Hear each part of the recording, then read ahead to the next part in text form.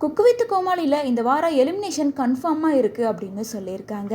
இதை தொடர்ந்து இந்த வாரத்துக்கான 2 ப்ரொமோவையுமே ரிலீஸ் பண்ணியிருக்காங்க.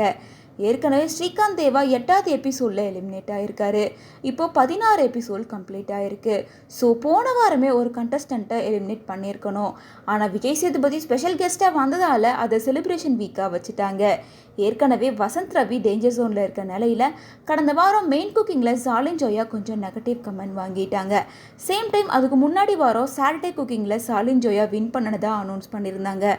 ஸோ இந்த வாரம் டேஞ்சர் ஜோனில் இருக்கிறது சாலின் ஜோயா, வசந்த் வசி, விடிவி கணேஷ். இவங்க 3 பேரில் ஒருத்தர் தான் எலிமினேட் ஆகிறதுக்கான வாய்ப்பு இருக்குது. 3 பேரில் யார் பெருசாக காமெடி பண்ணலையோ, யார் கண்டென்ட் தரலையோ அவங்கள தான் எலிமினேட் பண்ணுவாங்க. மற்றபடி இவங்க என்ன குக் பண்ணுறாங்க, அது எப்படி இருக்குது அப்படின்றதெல்லாம் ஒரு மேட்டரே கிடையாது.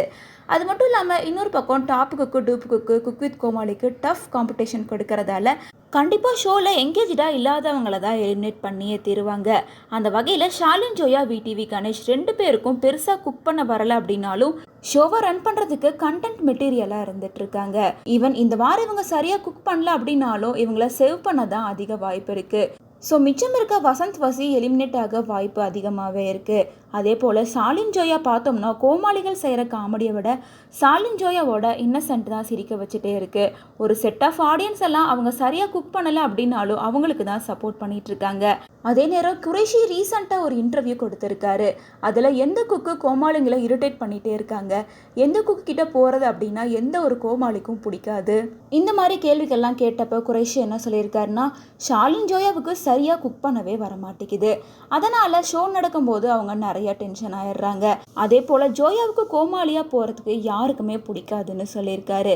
ஸோ இதெல்லாம் வச்சு பார்க்கும்போது சாலின் ஜோயா எலிமினேட் ஆக வாய்ப்பு இருக்குது. அதே போல் இந்த வார ப்ரமோவில் சாலின் ஜோயா தான் எலிமினேட் ஆகணும், ஆனால் விஜய் டிவி அவங்கள அனுப்ப மாட்டாங்க அப்படின்னு கமெண்ட்ஸ் பண்ணிட்டு வராங்க. மேலும் இந்த வாரம் பிரியாணி வாரம் அப்படின்னு அனௌன்ஸ் பண்ணி போட்டி வச்சுருக்காங்க. இதில் வசந்த் வசி ஸ்பைசி சில்லி பிரியாணியும், ஷாலின் ஜோயா தலசேரி கைமா பிரியாணியும், அதே நேரம் விடிவி கணேஷ் கில்லி பிரியாணியும் மெயின் குக்கிங்கில் பண்ணியிருக்காங்க.